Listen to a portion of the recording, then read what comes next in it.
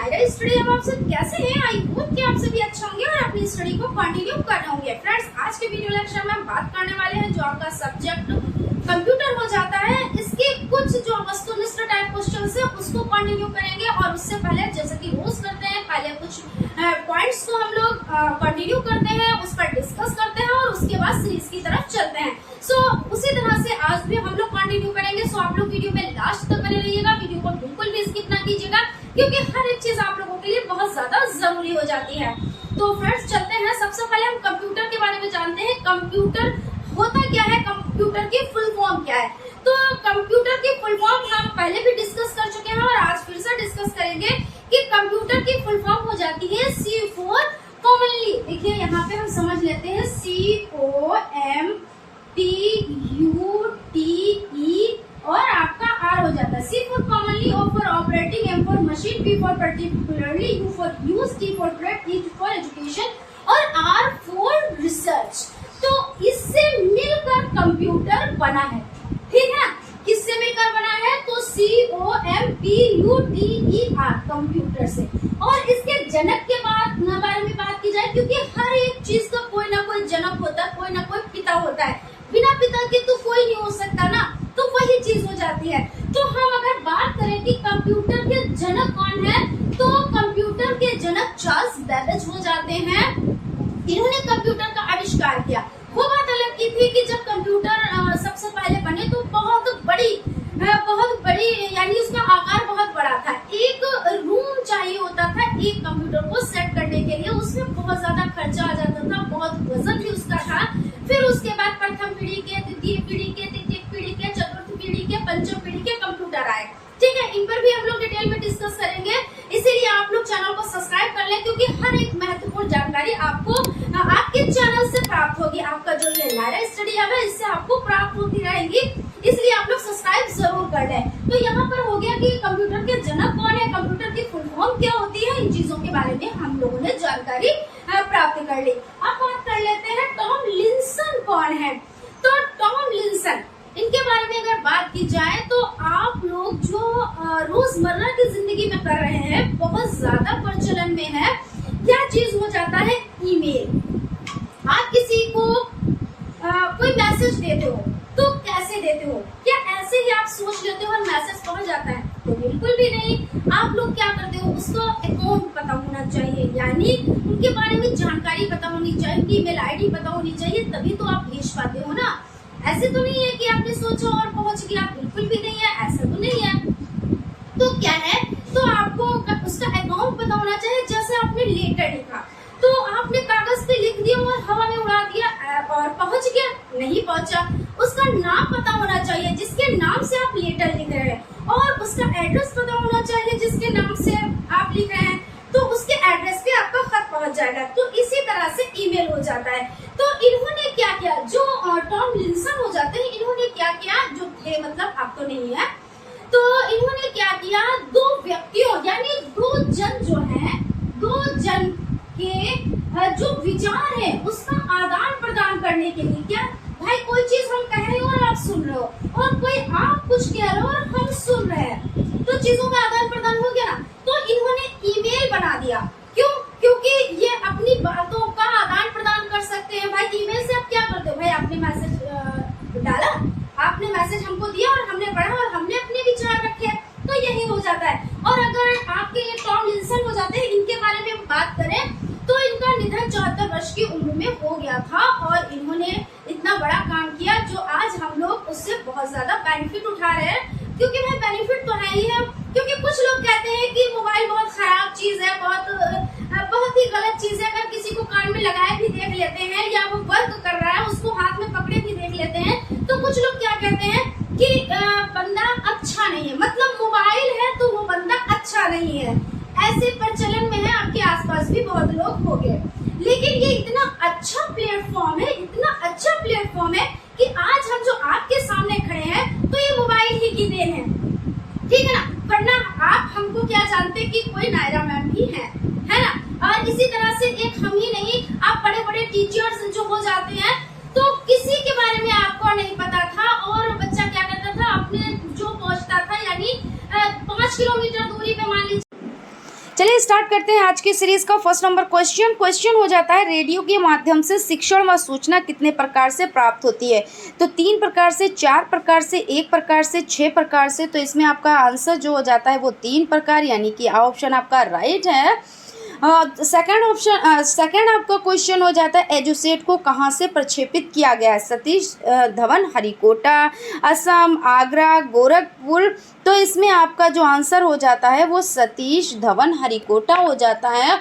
और अगर बात की जाए इस उपग्रह के वजन की, तो इसका कुल वजन 1950 केजी यानी किलोग्राम था, जिसे 20 सितंबर कब, तो जिसे 20 सितंबर 2004 को प्रक्षेपित किया गया। ठीक है, इसके बाद चलते हैं नेक्स्ट क्वेश्चन की तरफ। एजुसेट का भार कितना है, देखिए वही क्वेश्चन आ गया। तो 1950, 1850, 1650, 1500 किलोग्राम। तो आंसर अभी आपने देखा था, हमने भी जब डिस्कस किया, तो 1950 किलोग्राम हो जाता है, यानी कि ऑप्शन आपका राइट है।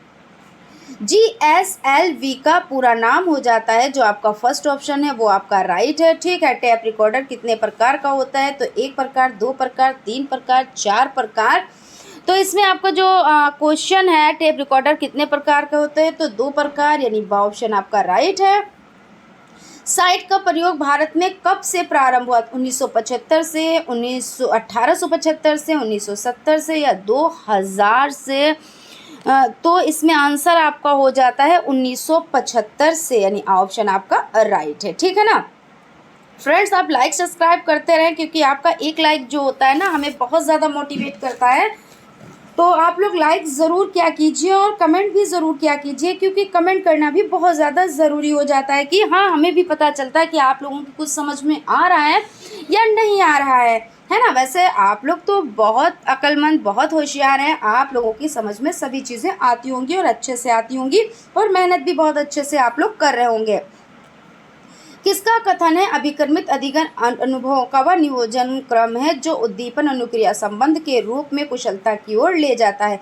विलियम्स, स्मिथ, मुरे, नायक। तो विलियम्स हो जाता है, यानी आपका ऑप्शन राइट है। प्रोग्राम इंस्ट्रक्शन के जनक है BF स्किनर, मुरे और स्मिथ और विलियम्स। तो इसमें आपका जो आंसर हो जाता है, इसमें जो आपका आंसर हो जाता है BF स्किनर हो जाते हैं, यानी कि ऑप्शन आपका राइट है। इसमें देख लेते हैं, थोड़ी सी रोशनी डाल लेते हैं। सन 1950 ईस्वी के बाद BF स्किनर ने सीखने पर उनके प्रयोग किए और 100 शिक्षण सामग्री का निर्माण किया, और इसी सामग्री को अभिकर्मित अनुदेशन और अभिकर्मित अधिगम का नाम दिया गया। ठीक है, तो यहाँ पर आपका जो ऑप्शन है वो राइट हो जाता है। उसके बाद आपका क्वेश्चन है, अधिगम विज्ञान और शिक्षण कला शोध पत्र किसका है, BF स्किनर का, मुरे का, स्मिथ का, इनमें से कोई नहीं। तो आपका आंसर जो हो जाता है वो BF स्किनर हो जाता है। बाइनरी नंबर प्रणाली का विकास किसने किया, तो लेडी लवलेस ने, मुरे ने, चार्ल्स बेबेज ने, इनमें से कोई नहीं। तो इसमें आपका जो आंसर हो जाता है वो देखिए, गॉटफ्राइड विल्हेम लाइब्निज, ये हो जाते हैं। बाकी आप लोग इसको गूगल करके देख भी लीजिएगा। ठीक है, बाइनरी नंबर प्रणाली का आविष्कार कब हुआ, तो 17वीं शताब्दी में बाइनरी सिस्टम विकसित करने का श्रेय किसको जाता है, तो गॉटफ्राइड किसको जाता है, यहाँ पे हम लिख देते हैं गॉटफ्राइड विल्हेम लाइब्निज को जाता है। और लाइब्निज ने अपने पेपर बाइनरी अंकगणित की व्याख्या में एक बाइनरी अंक प्रणाली का प्रस्ताव रखा। उसके बाद आपका क्वेश्चन हो जाता है, रेडियो की अवधारणा का श्रेय किसको जाता है, सैमुअल F.V. मोर्स एवं अल्फ्रेड को, मुरे को और दोनों को, इनमें से कोई नहीं। तो Samuel F.V. Morse, F. Alfred को। ठीक है ना, यानी ऑप्शन आपका राइट है। उपग्रह का शिक्षा में उपयोग कब से आरंभ हुआ, 1975 ईस्वी से, 1875 ईस्वी से, 1775 ईस्वी से, 1675 ईस्वी से। तो यहाँ पे आपका हो जाता है 1900, अगर बात की जाए तो 1975 है। ठीक है, लेकिन इस पर थोड़ी सी चर्चा करते हैं। 30 मई कब, तो 30 मई 1974 को 3 अक्ष स्थित होने वाला दुनिया का पहला भूस्थैतिक संचार उपग्रह लॉन्च किया गया। नासा के लिए बनाया गया प्रायोगिक उपग्रह ATS-6 वेस्टर 1 उपग्रह के माध्यम से टेलीस्टोर के लॉन्च के बाद में 1975 में सेटकॉम 1 लॉन्च किया गया। ठीक है, तो इस तरह से ये आपका 1975 हो जाता है। इनसेट का पूरा नाम Indian national satellite, Indicom national satellite और बात दोनों या इनमें से कोई नहीं, तो फर्स्ट आपका हो जाता है इंडियन नेशनल सैटेलाइट। इनसेट का प्रयोग भारत में कब से प्रारंभ हुआ? तो 1983 से, 1883 से, 1783 से या 1583 से। तो 1983 हो जाता है, यानी कि ऑप्शन आपका राइट है। ठीक है ना, तो यहाँ पे हम बात कर लेते हैं। देखिए, इनसेट का प्रयोग भारत में कब से प्रारंभ हुआ, तो यहाँ पे समझते हैं ईमेल के जनक। यहाँ पे ईमेल की तो बात हुई नहीं है, अभी ये जो क्वेश्चन है नेक्स्ट उसमें होगी। ठीक है ना, यहाँ पे थोड़ा सा कन्फ्यूज़न हो गया। ईमेल का जन्मदाता कहा जाता है, तो ईमेल का जन्मदाता किसे कहा जाता है? तो बिल गेट्स को, टॉम लिंसन को और बात दोनों को, इनमें से कोई नहीं। तो आंसर की तरफ चलते हैं। आंसर आपका हो जाता है टॉम लिंसन को कहा जाता है। और ईमेल के जनक टॉम लिंसन का 74 साल की उम्र में निधन हो गया था। कब निधन हो गया था अगर इनके बारे में बात की जाए तो 74 वर्ष की उम्र में निधन हो गया था। इन्होंने क्या किया? 1971 में, कब? तो 1971 में इन्होंने नेटवर्क के ज़रिए एक व्यक्ति से दूसरे को इलेक्ट्रॉनिक मैसेज भेजने का तरीका खोज निकाला। ठीक है ना, तो ईमेल का जन्मदाता किसे माना जाता है? टॉम लिंसन को। और अगर बात की जाए तो 74 साल की उम्र में इनका निधन हो गया था। इन्होंने क्या किया? तो इन्होंने एक शख्स से दूसरे शख्स के पास भेजने का, यानी संदेश भेजने का जो तरीका था उसको इन्होंने खोज निकाला। किसके ज़रिए? तो ईमेल के जो जन्मदाता। अब ईमेल से हम लोग क्या करते हैं? ईमेल से भाई हम लोग यही तो करते हैं कि संदेश एक जगह से दूसरी जगह, एक शख्स से दूसरे शख्स के पास हम लोग भेजते हैं, है ना। तो यहाँ पे आपका हो जाता है, कौन हो जाते हैं? तो टॉम लिंसन हो जाते हैं। ठीक है, चलते हैं आगे नेक्स्ट क्वेश्चन की तरफ। क्वेश्चन आपका देख लेते हैं। क्वेश्चन है, फ्री ईमेल सेवा के जन्मदाता है कौन? Bill Gates, Tom Linson, wok, Sabir Bhatia. अब यहाँ पे क्वेश्चन में देखिए चेंजिंग है थोड़ी सी। फ्री ईमेल की बात हो रही है और ईमेल की बात हो रही है। तो ईमेल की बात आए तब टॉम लिंसन है, और फ्री ईमेल सेवा के जन्मदाता की अगर बात आए तो साबिर भाटिया हो जाते हैं। ध्यान रखिएगा, यहाँ पे आप फ्री देखें और फ्री ईमेल या एक ही आप टिक कर दें या टॉम लिंसन ही को कर दें, तो ऐसा नहीं है, दोनों में फ़र्क है। पासवर्ड के प्रयोग से यूज़र क्या कर सकता है? भाई पासवर्ड के ज़रिए, पासवर्ड आप क्यों डालते हैं मोबाइल में? तो जाहिर सी बात है, अपनी जो चीज़ें हैं उनको गोपनीय बनाने के लिए। तो गोपनीय बनाने के लिए पासवर्ड डाला जाता है, ना कि आपका जल्दी कार्य, समय का दुरुपयोग। ये सभी ऐसा कुछ भी नहीं है, ये आपके गलत हो जाते हैं। ठीक है, अब ये सभी देख के ऐसे ना कंफ्यूज हो, अरे ये सभी हैं मतलब सभी पे हम टिक कर देते हैं, है ना। बड़ा आसान ऐसा जो क्वेश्चन होता है, बड़ा आसान लगता है कि भाई ये सभी हो गए या आ और बा दोनों सही हो गए। ये तो आपको कंफ्यूज करने के लिए एग्जामिनर डालता है इस तरह के क्वेश्चन, है ना। उसके बाद आपका हो जाता है वर्ड डॉक्यूमेंट का फाइल एक्सटेंशन नेम होता है। तो क्या होता है? डॉक, TXT, वर्ड, इनमें से कोई नहीं, तो आपका TXT हो जाता है। MS ऑफिस पैकेज का प्रोग्राम नहीं है। वर्ड, एक्सेल, एक्सेस, वर्डपैड, तो वर्डपैड हो जाता है। नहीं है यानी वर्डपैड है। अभिकर्मिक अनुदेशन किसी अधिगम सामग्री को कर्मिक पदों की श्रृंखला में व्यवस्थित करने वाली एक प्रक्रिया है, जिसके द्वारा छात्रों को उनकी परिचित पृष्ठभूमि से एक नवीन तथा जटिल प्रयास सिद्धांतों का अवरोधों की ओर ले जाता है। कथन है किसका है? स्मिथ और मुरे का है, विलियम्स का है और बात दोनों का है, इनमें से कोई नहीं, तो स्मिथ और मुरे हो जाते हैं, यानी कि ऑप्शन आपका राइट है। एप्पल को कब प्रक्षेपित किया गया? 1981, 1970, 1975, 1980। तो एप्पल को यहाँ पे आप समझ सकते हैं कि एप्पल को कब प्रक्षेपित किया गया, तो आ ऑप्शन आपका राइट है 1981, ठीक है ना। 1981 हो जाता है। एरियन पैसेंजर पेलोड एक्सपेरिमेंट, यह एक प्रायोगिक संचार उपग्रह था जिसे एरियन फर्स्ट द्वारा, कब, एरियन फर्स्ट द्वारा, यहाँ पे देख लेते हैं, एरियन फर्स्ट द्वारा 19 जून, कब, तो 19 जून 1981, कब, तो 1981 को फ्रेंच गुयाना से सफलतापूर्वक प्रक्षेपित किया गया था। कहाँ से किया गया था, तो फ्रेंच गुयाना से। आर्यभट्ट को सबसे पहले कब प्रक्षेपित किया गया, तो 19 अप्रैल 1975, 20 अप्रैल 1980, आपका हो जाता है 20 मई 1980। इनमें से कोई नहीं, तो आपका जो 105 नंबर का क्वेश्चन है उसमें आपका जो फर्स्ट ऑप्शन है 19 अप्रैल 1975, यानी आर्यभट्ट को सबसे पहले कब प्रक्षेपित किया गया, तो 19 अप्रैल 1975 हो जाता है। इनसेट 1A को प्रक्षेपित किया गया कब, 10 अप्रैल 1982, 30 अगस्त 1983 और बाद दोनों, इनमें से कोई नहीं, तो 10 अप्रैल 1982 हो जाता है। इनसेट 1B को प्रक्षेपित किया गया 30 अगस्त 1983, 30 अगस्त 1982 और बाद दोनों, इनमें से कोई नहीं, तो आपका हो जाता है इनसेट 1B को प्रक्षेपित किया गया 30 अगस्त 1983 हो जाता है, ठीक है।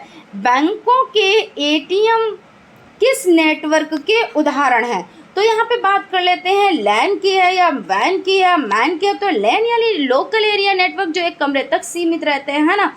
वैन जो शहर तक सीमित रहते हैं, और मैन जो सब कहीं रहते हैं। तो आपका जो वैन हो जाता है वो बैंकों के एटीएम से के उदाहरण हो जाता है वैन, ठीक है। तो ऑप्शन आपका राइट है। मॉनिटर का आकार मापा जाता है लंबाई में, चौड़ाई में, विकर्ण की लंबाई में या ऊंचाई में।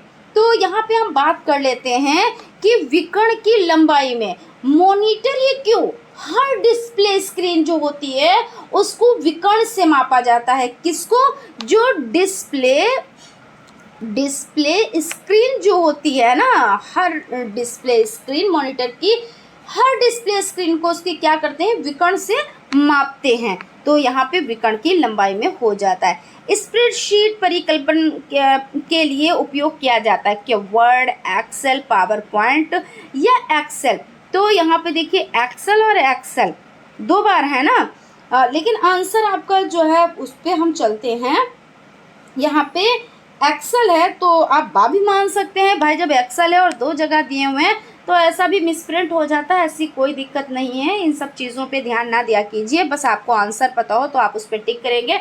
और ज़्यादातर अगर ऐसा मिसप्रिंट हो जाता है तो फिर जो आपका माना जाता है आंसर, जैसे आपका बा और दा दोनों सही हैं, तो अगर किसी ने बा पे टिक किया तब भी सही माना जाएगा, दा पे टिक किया तब भी सही माना जाएगा, क्योंकि छात्राओं के साथ कभी भी गलत नहीं किया जाता है। बाकी तो आप अच्छे से हर एक चीज़ जानते ही हैं कि किस तरह से क्या हो जाता है। जब गलत क्वेश्चन ऐसे मिसप्रिंट हो जाता है तो उस पर वर्क किया जाता है, उस पर सभी को नंबर एक समान दिए जाते हैं, सभी चीज़ें हो जाती है। बाकी ऐसा ज़्यादातर नहीं होता है और कभी कभी हो भी जाता है। जैसे इस बार का जो 3rd सेमेस्टर का एग्ज़ाम हुआ था तो उसमें जो उर्दू का पेपर था तो वो 25 नंबर का पेपर होता है, ठीक है ना। लेकिन वो जो पेपर आया था तो वो कितने नंबर का आया था पता है आपको, 19 नंबर का। तो जिन लोगों ने उर्दू ले रखी थी तो उनको 19 नंबर में से नंबर मिले थे, ना कि उनको 25 नंबर में से। तो ऐसा हो जाता है, कभी कभी ऐसा होता है, हर बार तो ऐसा नहीं हुआ था ना। सारे जितने पेपर थे सबके साथ ऐसा हुआ था कि 25 नंबर का है तो 19 नंबर का किया जाए या 20 नंबर का। लेकिन ऐसा कभी भूल चूक से हो जाता है, जानबूझ के कोई भी गलती नहीं करता है ना। ये चीज़ तो आपको माननी ही पड़ेगी।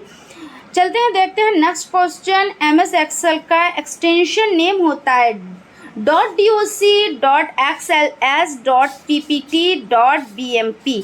तो इसमें आंसर जो आपका हो जाता है वो हो जाता है .xls, है ना। तो बा ऑप्शन आपका राइट है। उसके बाद चलते हैं नेक्स्ट क्वेश्चन की तरफ। नेक्स्ट क्वेश्चन है कंप्यूटर साक्षरता दिवस मनाया जाता है, कब मनाया जाता है, तो 2 सितंबर को, 22 सितंबर को, 2 दिसंबर को या 22 अगस्त को। तो कंप्यूटर साक्षरता दिवस जो मनाया जाता है वो 2 दिसंबर को मनाया जाता है। ठीक है, कब मनाया जाता है? तो 2 दिसंबर को मनाया जाता है। उसके बाद है पावर पॉइंट एक डॉट डॉट प्रोग्राम है। तो डाटाबेस, स्प्रेडशीट, वर्ड प्रेजेंटेशन, तो इसमें आपका हो जाता है प्रेजेंटेशन, यानी कि द ऑप्शन आपका राइट है। ठीक है ना। क्या आपके ईमेल आईडी द्वारा स्वयं के ईमेल आईडी पर प्रेषित किया गया ईमेल प्राप्त हो सकता है? हाँ, नहीं, संभावना इनमें से कोई नहीं, तो हाँ हो सकता है। उसके बाद है इंटरनेट पर उपयोगी सूचनाओं को खोजना कहलाता है। तो सर्चिंग, कैचे, इंटरनेट सर्फिंग, इनमें से कोई नहीं, तो इंटरनेट सर्फिंग हो जाता है, यानी इंटरनेट पर उपयोगी सूचनाओं को खोजना कहलाता है। तो आपका सा ऑप्शन राइट है। एक आउटपुट उपकरण जो कागज़ पर हार्ड कॉपी प्रस्तुत करता है कहलाता है प्रिंटर, स्कैनर, मॉनिटर, ये सभी। तो एक आउटपुट का मतलब क्या होता है? आउटपुट डिवाइस वो डिवाइस होती है जिसमें कंप्यूटर से कोई डाटा या इंफॉर्मेशन क्या की जाती है? तो ली जाती है। अब कोई इंफॉर्मेशन जब आप लेंगे तो कैसे लेंगे भाई? अब प्रिंटर जैसे एक आउटपुट उपकरण जो कागज़ पर हार्ड कॉपी प्रस्तुत करता है क्या कहलाता है? तो यहाँ पे हो जाता है प्रिंटर।